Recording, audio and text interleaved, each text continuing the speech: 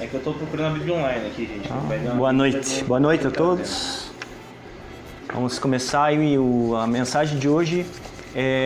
Se encontra lá em Mateus 5, capítulo 5, do versículo 38 até o 48. Eu vou ler aqui na minha Bíblia, na versão NVI, porque é a que eu tenho. Então, diz assim: vocês ouviram o que foi dito, olho por olho e dente por dente. Mas eu lhes digo, não resistam ao perverso. Se alguém ferir a face direita, ofereçam-lhe também a outra. E se alguém quiser processá-lo e tirar a túnica, deixe que leve também a capa. Se alguém forçar a caminhar com ele 1 milha, vá com ele 2. Dê a quem lhe pede, e não volte as costas àquele que deseja pedir-lhe algo emprestado. Até aqui. Vamos orar novamente.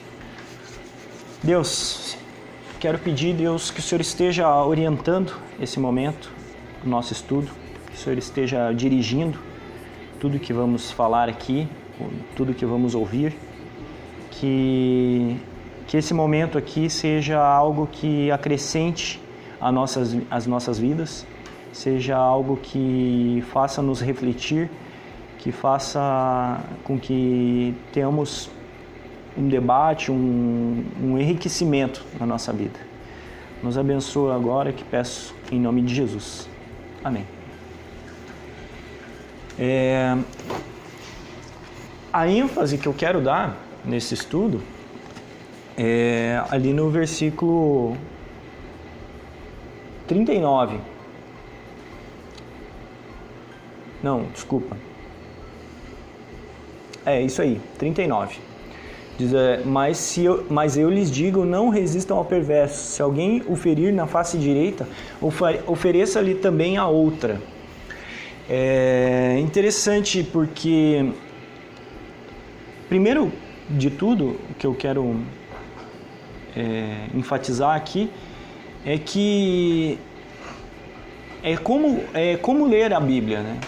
Eu acho que é uma coisa importante para a gente sempre estar pensando quando a gente vai fazer algum estudo, sempre quando a gente vai ler a Bíblia, seja o momento que for, que a Bíblia não é um livro para a gente provar ciência com ela. Não é um livro para a gente provar história com ela. É um livro que traz uma ética. É um livro que traz conceitos morais, né?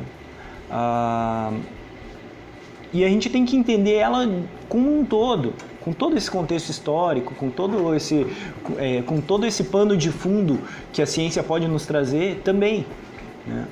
Mas a gente não vai provar fatos científicos através da Bíblia. A ciência é uma coisa e a fé é outra, né?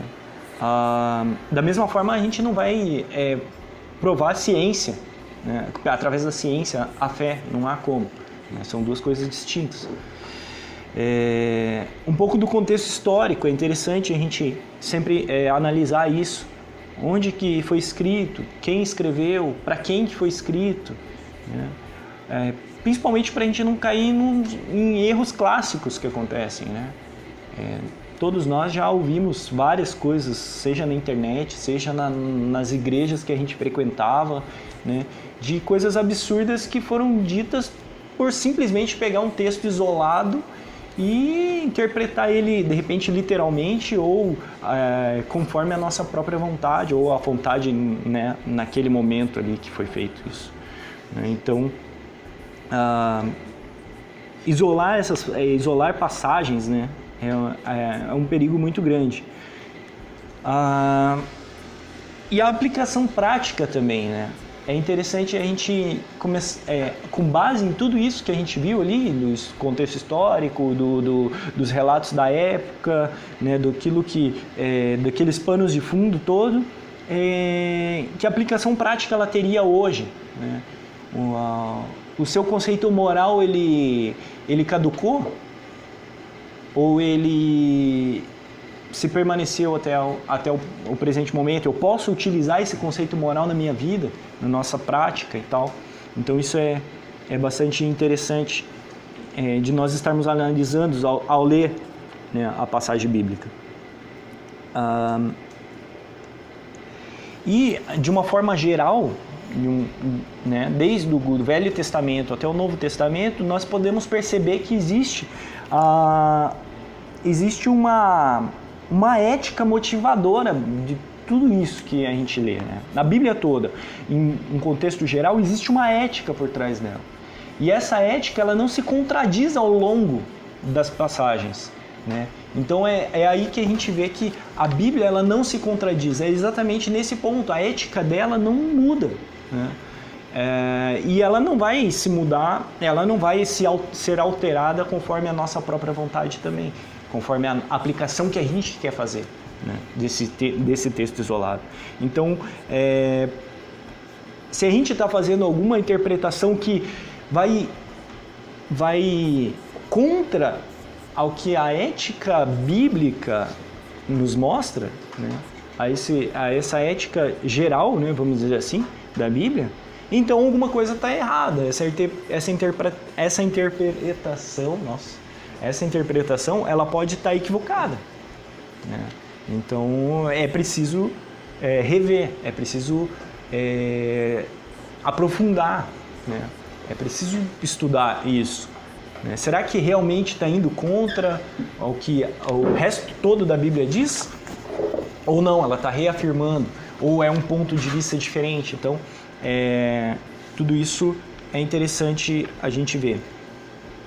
Então, dito isso, vou só passar um breve resumo assim, no contexto histórico ali do Sermão do Monte, né? Todos nós já temos uma ideia, né? Mais ou menos 63 anos antes de Cristo, no período antes de Cristo, a Judéia ela foi tomada, né, pelo Império Romano. Então ela foi conquistada, né? E ela passou a ser um reino semi-autônomo. Então ela já não tinha... Obrigado, Túlio.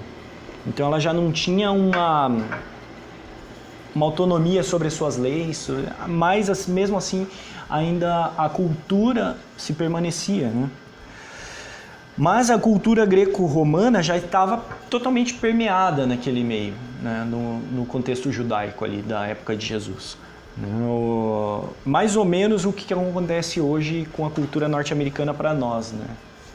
Então a gente não faz parte, né, da cultura norte-americana, mas ela está permeada em tudo, né? Tudo que a gente vê hoje tem um pouco dessa cultura norte-americana, mas mais ou menos da mesma forma acontecia nessa época de Jesus lá. Eles tinham suas culturas, seus costumes próprios, mas muita coisa estava sendo influenciada pela cultura greco-romana, né? Helenista, seja lá como você quer chamar. O reino que Jesus vivia era composto então por Judéia, Samaria e Edomeia, né? Ele tinha sido transformado numa província. Ele não era mais um reino, porque morreu o rei na época. Dividiram em três, entre os três filhos, né? Um dos reinos, né, era esse, né, da Judéia, Samaria e Idumeia, mas só que por ser muito carrasco, o rei dessa região, desse reino, ele foi deposto, né, pelo Império Romano, e e virou então só uma província, né, e um governador designado pelo Império Romano comandava aquela região, né, que era o Pôncio Pilatos, né? Então ele comandava então com aval do Império Romano essa região. Cerca de 80% da população daquela região, né, da região da Judéia, Samaria e Edomeia, eles viviam na pobreza, né? Então a gente começa a imaginar como que era mais ou menos aquela região, né? 80% pobre, 10%,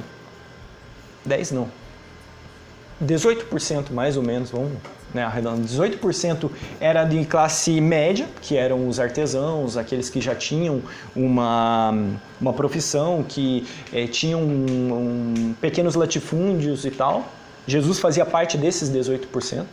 Não da região mais pobre, mas por ser filho de um construtor, né, que trabalhava com madeira, provavelmente ele também atuou nessa profissão, então ele fazia parte desses 18%, e 2% só eram os aristocratas que faziam parte da cúpula religiosa, né, daquela região. Então, Jesus ele falava para uma população carente, oprimida, e que não tinha, dentro o Império Romano ele não tinha mais, ele não podia prover para o povo segurança, né? Ele não podia mais prover para esses 80% justiça, né? Então eles se utilizavam da lei mosaica, né, da lei do talhão, né, e que eles faziam justiça com as próprias mãos, né, nas suas questões ali. Quando não conseguiam resolver, levavam lá para os doutores da lei lá da época, que iam tentar resolver alguma questão que não fosse particular, que fosse da sociedade, vamos dizer, que influenciaria a sociedade. Mas essas coisas particulares pequenas, eles faziam a justiça como eles podiam, né? Então, olhando dessa forma, esse contexto, a gente pode ver que Jesus estava falando para um povo que entre eles, né, tinham necessidade de comida e tal, entre eles acabavam fazendo vingança e justiça com as suas próprias mãos, né?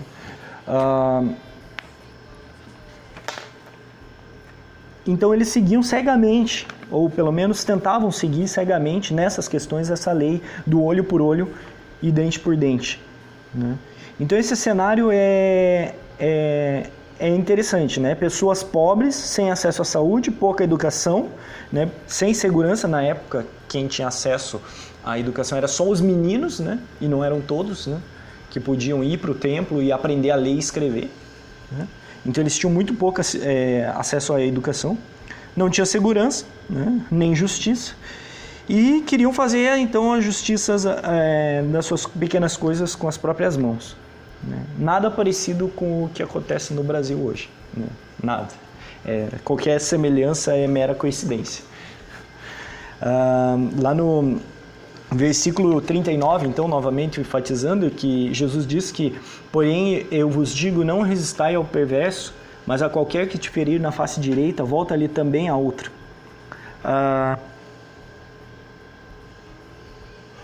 Então, a gente começa a pensar, puxa, como então que eles iam ter acesso à justiça, esse povo, se além de tudo Jesus ainda estava falando, se alguém te fizer uma injustiça, né, olhando, né, a grosso modo, a gente pode entender assim, né, se alguém te fizer alguma injustiça, deixa pra lá e é a vida, né, segue em frente. Mais ou menos a gente, quando olha essa passagem, a grosso modo, a gente pode entender assim. Mas será que era isso que Jesus queria dizer com essa passagem? Será mesmo que na aplicação hoje em dia, na nossa aplicação, na nossa vida, o cristão ele deve ser mesmo uma pessoa que abre mão do seu direito em função de outras pessoas? Então, primeiro ponto sobre essa passagem. A ação daquele que foi ferido, isso é uma das interpretações que a gente pode fazer sobre esse dito, sobre essa alegoria que Jesus usou. A ação daquele que foi ferido, com um tapa, seria a revolta, a raiva, a ira. Mas a gente sabe, todo mundo sabe, quando a ira toma conta da gente, a gente não pensa. A gente age pelos instintos naturais, né? Então, se alguém dá um tapa em mim, no mínimo que eu vou fazer é dar um outro tapa nele. Né? Ou vou chorar, né? Mas... Depende muito do signo. Se você for de peixes, né? Se for de aquário, daí... Nossa, que bobeira. Enfim. Se for de Ares, então... Se for ariano, ele queima a sua casa. Mas o instinto natural seria de nós revidarmos. Né? A gente fazer, então, a justiça com a nossa própria mão. Mas o que Jesus propõe vem de encontro com uma outra passagem que fala sobre ira, lá em Efésios, né, no capítulo 4 e 26, né, que é muito conhecido também, que diz pra gente não pecar, né, quando a gente irá. Irai-vos e não pequei. Né? Mas como assim? Ele não está falando para virar outra face, quer dizer que eu tenho que levar um tapa e ficar quieto, levar de boa? Não há como não se irar diante de uma situação dessa, do dia a dia, né? Aí trazendo para qualquer que seja a aplicação que você quer fazer, né? Não há como, né? Porém eu posso escolher como eu vou agir. A ira não tem como. A hora que você percebe que está irado é porque você já está irado, não é? Você não é como uma chuva que você vê, acho que vai chover, ou assim, acho que eu vou ficar irado. Não, você fica irado. É um sentimento, né? Mas como você vai agir é que você pode escolher. Você tem essa opção, né? Tomar uma atitude inteligente, estar no domínio da situação, mesmo diante de circunstâncias que nos oprimam. Esse é um recado que a gente pode entender, né, que Cristo estava querendo passar para aquele povo. Olha, vocês estão sobre uma situação em que vocês não têm domínio, que é falta de acesso às coisas básicas, né? Lá naquela região, vocês imaginem como que era a casa das pessoas. Não existia banheiro, não existia descarga no banheiro, nada disso, né? Então o lixo ia se acumulando pela cidade, né? Eles jogavam as suas necessidades pela janela, sabe? Eles viviam uma situação complicada, né? A não ser aqueles que eram mais abastados, que tinham banho, que podiam ter acesso a um pouco mais de higiene. O resto da população não, tanto que a mortalidade infantil era muito grande. A mortalidade de mulheres que davam à luz era muito grande, né? Eles desconheciam doenças, eles desconheciam problemas de saúde e sei lá, estou chutando uma porcentagem, mas uma porcentagem muito grande, sei lá, 80%, 90% das doenças eram relacionadas a espíritos imundos, eram possessões malignas, né? Então, essas pessoas, elas não tinham como simplesmente de uma hora para outra acordar e falar, não, e mesmo assim eles estavam se degladiando entre eles, porque não tinha acesso à justiça e eu vou lá e vou fazer a justiça com as minhas próprias mãos. Então, a proposta de Jesus aqui é não... Calma, vamos pensar de forma inteligente na situação. Quando acontecer alguma coisa, não vai agir pelo instinto, né? Mais ou menos o que aconteceu com um cara que a gente costuma falar e usar de exemplo, né? Que foi o Nelson Mandela, na África. Ele estava numa situação terrível, eles estavam arrebentando lá com os negros através do apartheid. Ele foi preso, ficou anos, décadas preso. Depois que ele foi solto, depois que a situação política mudou de tal forma que ele foi eleito presidente daquele país, os outros negros estavam pensando, agora nós vamos à forra, né? Agora nós vamos pegar esses brancos que humilharam o nosso povo e vamos acabar com eles. Mas o Nelson Mandela agiu de uma forma mais inteligente. Ele falou, não é por aí, né? Se nós fizermos isso, nós estaremos nos tornando igual a eles, né? Então ele podemos dizer que dessa forma ele agiu conforme estava ali o prescrito de Cristo, né? Dando a outra face. Segunda coisa, o problema. Qual o problema dessas interpretações, né? Dessas interpretações que nós damos a esse ensinamento de Jesus? Por décadas, né, quiçá séculos, nós fomos ensinados a abrir mão dos nossos direitos, né? Tendo como justificativa esse versículo. A igreja, é só olhar a história, ela se tornou um ajuntamento de pessoas submissas, disciplinadas, dominadas. Será que era essa a interpretação correta desse ensinamento de Jesus? Nós devemos então abrir mão dos nossos direitos e ser submisso a outras pessoas? Ainda hoje, facilmente, nós encontramos igrejas nesse nível, né? Onde isso acontece. Recentemente aí a gente viu aí um vídeo, né, de um pastor que, né, uma igreja muito famosa aí, que dá uma catracada geral no culto e tal, e as pessoas abaixam a cabeça.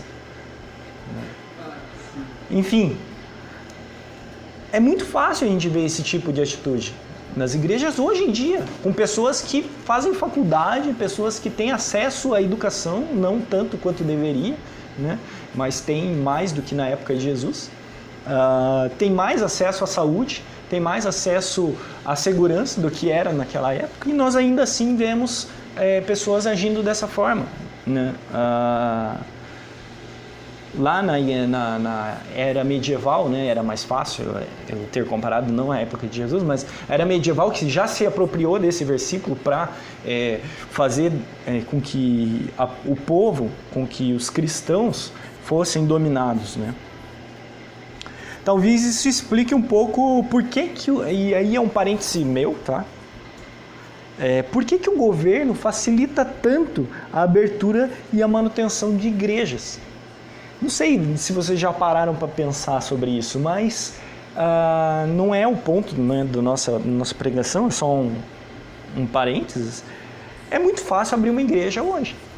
Não há imposto, não há nada, não há nem fiscalização sobre isso. Não que eu esteja defendendo isso, né? Mas olhando do ponto do governo, que fiscaliza tantas instituições, tantos conselhos de classe, tanto, né, a igreja ele deixa à parte. Por que será? Será que não é por causa disso?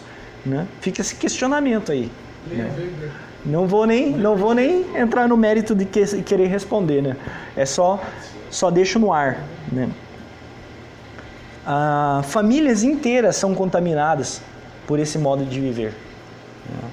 E aí eu coloco até a minha experiência própria, a minha experiência pessoal, onde eu fui ensinado desde criança que se um amiguinho vai e rouba o nosso lanche, a gente tem que ficar quieto, né? E não ir lá e querer a justiça, né? Quando de repente o ensinamento correto não, você não vai lá e vai bater no teu amiguinho, mas você vai lá e vai falar com a professora e vai exigir que isso não aconteça mais. E se isso não der certo, você vai subir distância, vai falar com seus pais. E se isso não der certo, você pede para os seus pais ir lá falar com a diretora. E assim vai. Nós temos que buscar nossos direitos, né? Não agir de forma instintiva, como é o instinto lá, né? Ir lá e querer sair na mão com a criança e tal. Mas eu sofri muito disso e isso teve reflexo na minha vida adulta. Até hoje eu sinto reflexo desse tipo de informação, né, que foi incutida na minha mente, né, onde nós acabamos nos inferiorizando, né, perante outras pessoas que tentam impor alguma coisa sobre a gente, né. Não é essa a proposta de Cristo. Novamente, nós devemos lembrar que a Bíblia é um conjunto ético e que nela não há contradição. Observando os comportamentos éticos descritos e sugeridos na Bíblia por Cristo nos seus ensinamentos, nós vemos que essa interpretação vai na contramão do que Jesus ensina, né? Um exemplo clássico do que a gente sempre fala aqui nas nossas reuniões é quando Jesus está na mesa e serviu a Santa Ceia, né, que nós chamamos de Santa Ceia, ele comeu a última Páscoa dele com os seus discípulos. Naquele momento, comer à mesa significa, estar à mesa significa igualdade, porque o servo não comia a mesa do Senhor. Então, para se assentar na mesa, todos eram iguais naquele momento. E depois, ainda mais, Jesus falando que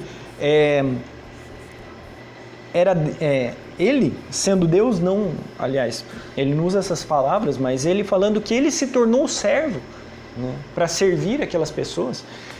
Ele se esvaziou da sua posição superior e se colocou como igual aos homens. E que os homens deviam fazer o mesmo. Então, que aquelas pessoas deviam fazer o mesmo. Então, esse tipo de ensinamento vai na contramão daquela interpretação que a gente faz, de que o outro tem que ser superior a gente sempre. Que nós vamos ter que ser capachos das outras pessoas sempre. Não é isso que a Bíblia está ensinando. Não é essa, provavelmente não é essa a interpretação correta. Abrir mão dos seus direitos e sentimentos em função de outra pessoa é o mesmo que se sentir menos digno do que o outro. Se colocar numa posição inferior. É não ter amor próprio. E esse é um problema muito grave. Não ter amor próprio faz com que várias doenças, vários problemas psicológicos nos aflijam, né? E vai causar problema de convívio na sociedade, e vai causar problema de desenvolvimento pessoal, né? Até de relacionamento, né? Seja um relacionamento conjugal, seja um relacionamento de amizade, isso vai causar problema, né? Então é importantíssimo ter amor próprio. Se você não tem amor próprio, ou acha que não tem, você está com um sério problema. Eu aconselho que você busque ajuda, porque é essencial que o ser humano tenha um amor próprio. No próprio mandamento de Cristo que fala que nós devemos amar o nosso próximo como a nós mesmos, se nós não nos amamos, como que nós vamos amar o próximo? Como que nós vamos cumprir o mandamento de Cristo, né? Ser humilde, e daí a gente remete, né, àquela figura, à humildade. Não, mas é que a pessoa é humilde, ela oferece a outra face porque ela é humilde. Mas a palavra humildade, que vem lá da mesma raiz de humus em latim, que é humilis, né, significa ficar no chão, que não se ergue. Essa seria a tradução literal, né? É a mesma raiz da palavra humano. Mesmo na Bíblia, a gente encontra também essa referência. Lá na criação, quando Gênesis fala, capítulo 2, versículo 7, ele fala que o homem veio do pó da terra, né? E o humus não é só pó da terra, né? O humus é o barro. esterco, exato, é aquilo que a essência do barro, né? Da terra. Então, ser humilde, né? Fazendo essa relação, né? É uma alegoria que eu coloco daí, né?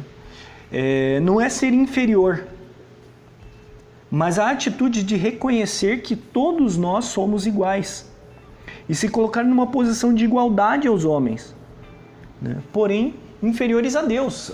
Deus é o que está acima. Deus é o que é o ser superior. E todos os outros homens, todos os homens são iguais. São da mesma substância, né? São humanos. Então ser humilde é se tornar humano.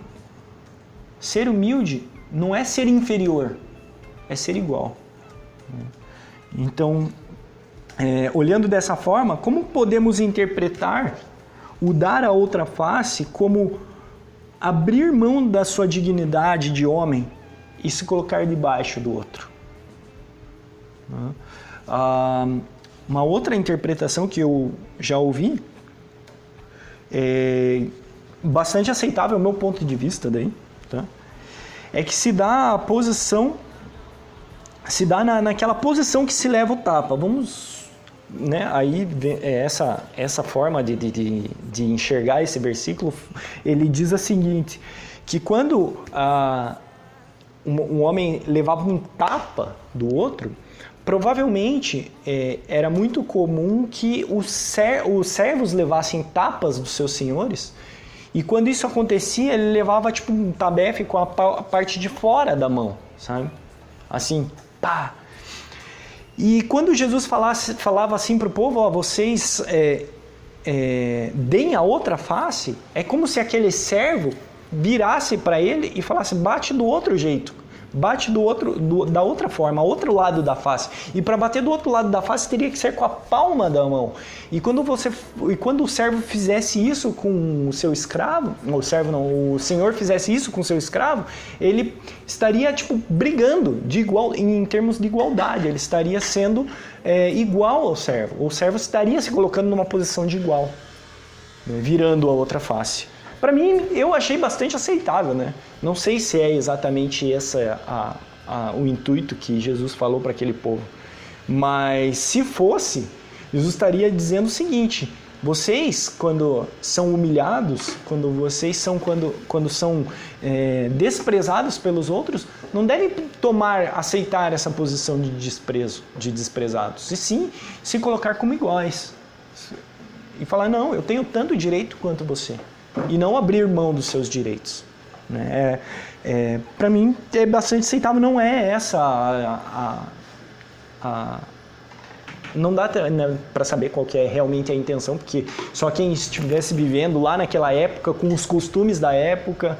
Então alguns estudiosos afirmam isso, outros dizem que não, que é realmente levar o tapa numa situação corriqueira lá. Ou quando alguém vem roubar e tal. Mesmo porque o versículo continua, né? Não fica só nesse parênteses. Ele fala, quando alguém vier te tirar a túnica, entrega também a capa. E daí, nesse sentido, essa tipo de interpretação fala que a túnica é a parte que a roupa deles eram duas partes, né? A de baixo e a de cima, né? Quando a pessoa tomava a de cima, que era o que teria algum valor, você teria que tirar a de baixo e dar para ele. Só que nessa situação você estaria ficando nu. E para aquele povo era absurdo ver a nudez de uma outra pessoa. Lá quando Noé ficou nu, os filhos dele não podiam ver, né? Então entravam de costas na tenda. E a cultura deles falava isso. Então quando Jesus estava falando lá para tirar a capa também, era tipo ficar nu e você estava tomando uma posição de atitude, uma posição que ia deixar a outra pessoa numa situação ruim, né? Aí quando fala da milha, né, de andar a segunda milha, essa parte eu não lembro muito bem, mas tem a ver com uma lei romana da época, né, que exatamente, ele não podia andar as 2 milhas com uma pessoa que não fosse do meio deles, enfim. Da mesma forma, dá essa conotação de que seria uma atitude inteligente que a pessoa estaria tomando para desobedecer ou para não se colocar numa posição de inferioridade com o outro. Para mim é bastante aceitável. Quem usou bastante dessa ideia foi Gandhi, né? Com a não violência, né? Quando o exército chegava para eles, falava, vocês vão fazer isso, eles tomavam uma atitude. A atitude deles era qual? Não revidar e não obedecer. Não partir para agressão, violência, guerra, confronto, mas simplesmente não voltar atrás nos seus direitos, né? Enfim, essa é uma outra perspectiva que pode se assumir dessa parte do Sermão do Monte, né? Já que Jesus estava falando para essa 80% da população que era mais pobre, né? Apesar de que não que fosse exclusivo, né? Outras pessoas também estavam vindo, romanos e tal. Nessa perspectiva de leitura, podemos entender que temos que usar nossa inteligência para revidar uma afronta, nunca com violência, mas não devemos nos anular. Não devemos baixar a nossa cabeça para as injustiças. No mesmo sermão de Jesus, ele diz: bem-aventurado os que têm fome e sede de justiça. Então parece uma contradição, né? Eu abrir mão da justiça, né? Eu abrir mão ou eu me submeter à injustiça, né? Quando Jesus fala que bem-aventurado é aqueles que têm fome e sede de justiça. Romanos, e daí para concluir, vou ler lá Romanos capítulo 12, versículo 21, que fecha então toda essa minha fala. Diz assim, e daí essa versão eu escrevi aqui, porque não é na NVI, é na mais tradicional. Diz: não te deixes vencer do mal, mas vence o mal com o bem.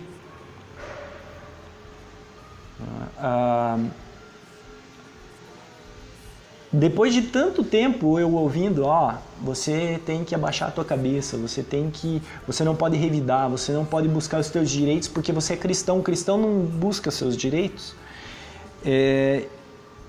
Eu começo a ver de uma forma diferente, em não me deixar vencer do mal, mas sim, eu tenho que buscar a minha dignidade, né? E fazer as coisas através do bem. Parece paradoxal, mas é extremamente possível. Nós temos vários exemplos aí, né, na nossa história. Então, é isso. Espero que essa nova perspectiva, ou pelo menos uma outra perspectiva, talvez não nova, né, de um conceito que a gente vem assimilando durante muito tempo, faça a diferença na nossa vida, no nosso cotidiano, nos nossos relacionamentos. Beleza? Até aqui mesmo.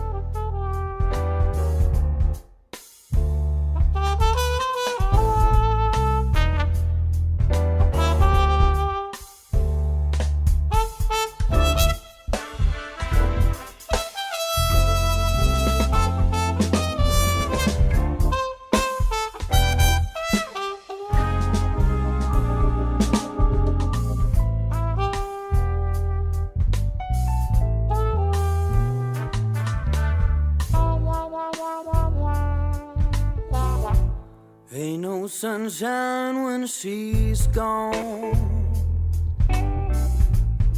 It's no one when she's away.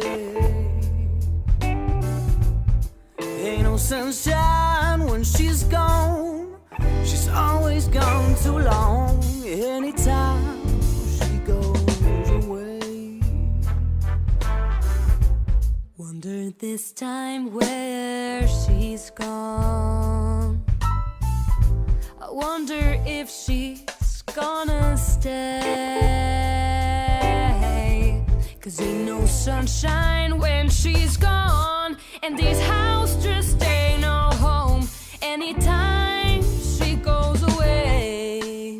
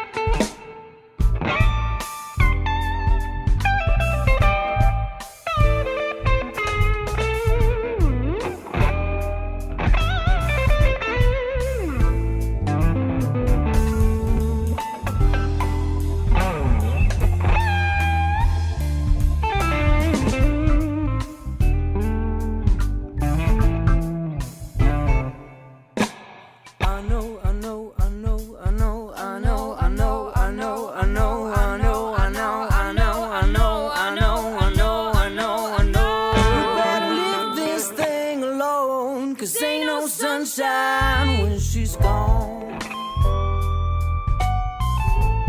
Ain't no sunshine when she's gone. Only darkness every day. 'Cause ain't no sunshine when she's gone. And she's always gone too long. Anytime she goes away. Wonder this time where she's gone. Wonder if she's gonna stay. Ain't no sunshine when she's gone. She's always gone too long. Anytime she goes away. Anytime she goes away. Oh, anytime she goes away. Anytime she goes away.